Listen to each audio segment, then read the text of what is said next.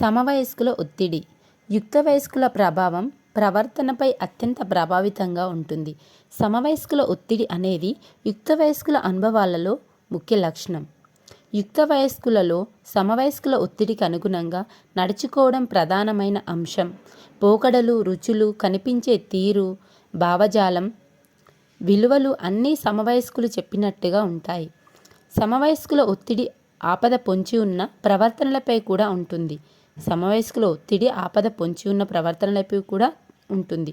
ఉదాహరణకు అపరాధశీల ప్రవర్తన, 2 మాదక ద్రవ్యాల వాడకం, 3 లైంగిక ప్రవర్తన మొదలైనవి.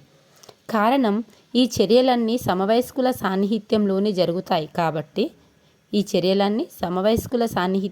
జరుగుతాయి కాబట్టి ఆపద పొంచి ఉన్న ప్రవర్తనలో పాల్గొనే స్నేహితులతో సాన్నిహిత్యం ఉంటే ఆ యుక్త వయస్కుడి ప్రవర్తనను అంచనా వేయడానికి ఇది బలమైన కారకం అవుతుంది. సమవయస్కుల ఒత్తిడి సానుకూల ప్రభావాలను కూడా చూపించగలదు. యుక్త వయస్కులు తమ సమవయస్కుల ఒత్తిడి కారణంగా సేవా కార్యక్రమాల్లో పాల్గొనడం, చదువులో రాణించడం అనే సానుకూల ప్రవర్తనలను పెంపొందించుకుంటారు. వయోజన దశకు చేరగానే సమవయస్కుల ప్రాముఖ్యత క్షీణిస్తుంది.